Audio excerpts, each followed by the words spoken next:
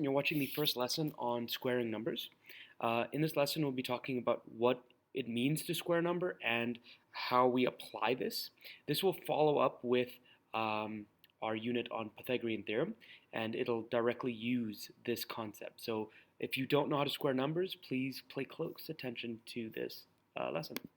So what is a square? I like to start with this when we talk about squaring numbers, because how do you make a number a square? Well, a square is a shape, as you all know, and it's a shape where all the sides are equal, right? So if this side was 5, then this side must be 5. If it was 6, if it was 4, if it was any other number, it would end up being a rectangle, not a square. So let's take a look at this. One square is 1 centimeter long. For each square, find the area. So we have one square that is 1 centimeter long, so it's 1 by 1. So the area must be this times this, right? You should know how to find the area of a shape. So this times this is 1, so the area is 1, right? A square that is 2 centimeters long, so we have a square that's 2 centimeters and 2 centimeters, right? Again, they have to be the same. They are a square. If any side was different, it would not be a square. So area is calculated by side times side. 2 times 2 is 4. So the area of this shape would be 4. A square of 4 centimeters, again, square again. I know it's not perfect, but we'll just assume it is. 4 and 4 times times. The area is 16. And again, we do with 5. The area is 25. So as you look at this, you can say that the area of a square is equal to each side the side multiplied by itself, right? 4 times 4, or this 4 times itself. Well, that's what we talk about when we say we are squaring numbers, right? The area of this square is 4 times 4. So the area of this square is 16 because it's 4 times 4. Or you could say 4 squared is 16. You could say 4 squared is 16. So that's what you mean. That's what we mean when we say 4 squared or a number squared. It's a number multiplied by itself. Because to find the area of a square, you need to take the number of the side and multiply it by itself. That's why it's called squared. So when we look at exponents or squaring numbers, right, we have two parts. We have the little number here called the exponent. This is called our exponent. And this is the number of times you are multiplying the lower number. So this little number is called the exponent, or it's also called the power.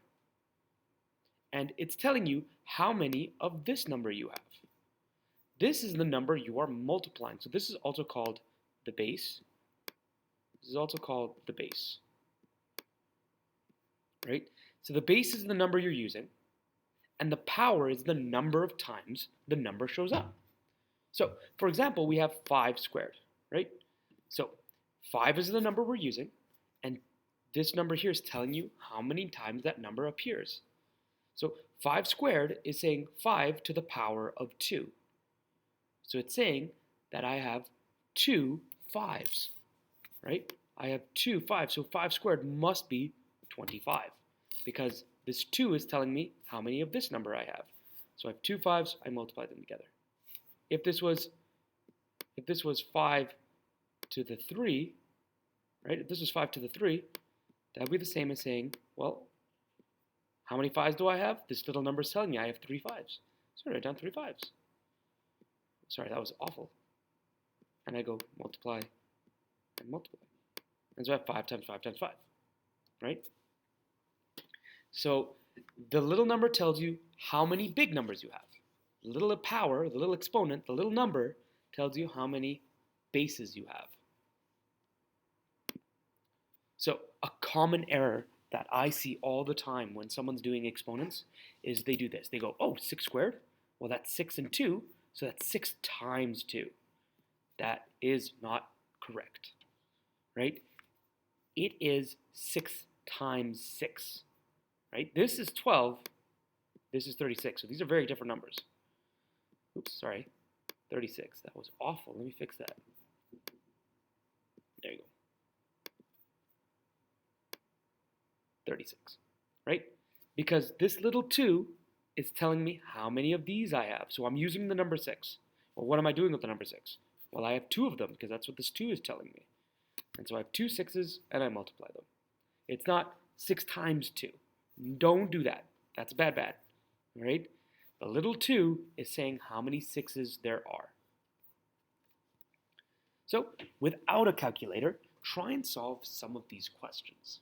So I'll let you pause the video and then I'll solve maybe one of them. And I'll do 2 of them. And we'll see if you did it right. And then you can check your answer on the other 2. All right. So hopefully you pause the video. So the way you'd solve 3 squared is, okay, I'm using the number 3. All right. How many 3's do I have? Well, this 2 is telling me that.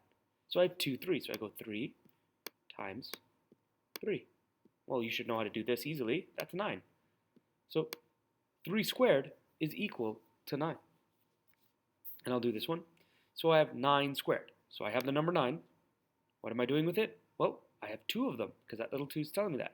So I have 9. I have 2 9s, so I write another 9. And I multiply them, which gives me 81.